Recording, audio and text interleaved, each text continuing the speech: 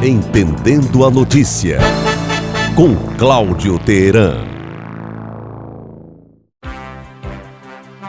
Amigos e amigas do Sertão Central Cearense, Elistênio, ouvintes e seguidores do Sistema Maior de Comunicação.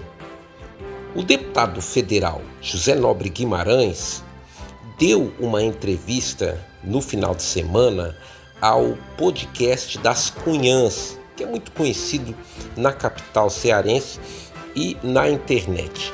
Guimarães, até então, tem se reservado a não expor publicamente o que pensa sobre a corrida pelo Senado da República.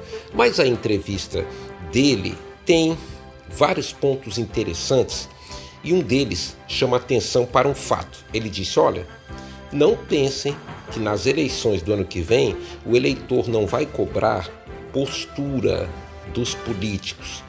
Olha a turma que votou a favor da PEC da bandidagem. São os mesmos que votaram para derrubar a MP que previa a taxação das bets, dos bancos e dos bilionários. Essas pessoas fizeram escolhas anti-povo. O Guimarães deixou isso muito claro. E pela repercussão nas redes sociais, é impressionante como a população está mais atenta do que esses políticos talvez imaginassem, porque as fotos dos deputados que tiveram essas posturas foram e estão expostas em toda parte. Talvez eles até achem que com o dinheiro do fundo partidário, os bilhões em dinheiro público do fundo partidário e as emendas do orçamento secreto, eles podem fazer as monstruosidades que fizerem lá em Brasília, que depois eles conseguem se reeleger mesmo assim, comprando votos na base política. Pois é, mas esse cálculo é arriscado para todos. Teve outro ponto da entrevista do Guimarães em que ele deixou claro que votar errado para o Senado é gravíssimo, porque o resultado é 8 anos de peia, é 8 anos de uma experiência negativa que prejudica o Estado. Ao falar assim, Guimarães dá razão à percepção popular do erro que foi eleger Luiz Eduardo Girão. O Girão, quando foi eleito em 2018, a população, o eleitor que votou nele, queria tirar o Eunício Oliveira, que à época era também apontado como envolvido e beneficiário de esquemas da Operação Lava Jato, que depois não se confirmariam. E o resultado é que Eunício, mesmo tendo o cargo de presidente do Congresso Nacional, ele não conseguiu a sua reeleição. E o eleitor entregou um mandato de senador no escuro para o Girão. E o Girão tinha como destaque o fato de ser um empresário milionário e de ter tirado o Fortaleza Esporte Clube da Série C do Campeonato Brasileiro depois de 8 anos. Foi esse o cabedal que o Guimarães apresentou. E, incrível que pareça, acabou eleito. E aí, olha o que aconteceu nos últimos 8 anos, ou quase isso, porque o mandato do Girão só vai terminar no final de 2026. Girão traiu quem votou nele. Girão se transformou num bolsonarista não assumido. Girão se isolou completamente dentro do mandato e nunca, em tempo nenhum, conseguiu fazer nada a favor do estado dele, do estado do Ceará. Nunca conseguiu ter um diálogo republicano, administrativo, com as autoridades constituídas do próprio estado dele.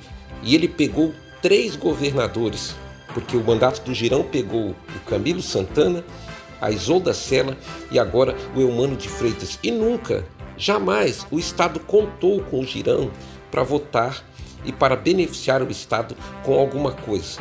Muito menos os prefeitos de Fortaleza que passaram pela prefeitura nesse período em que o Girão está no Senado. E ele pegou 3 prefeitos. Ele pegou o Roberto Cláudio, depois o Sarto, e hoje estamos em Evandro Leitão. E Girão sempre leva as coisas para o lado ideológico, deixando de levar em consideração que o que a população espera é a grandeza de produzir a favor da sociedade. E o político empresário Eduardo Girão não conseguiu.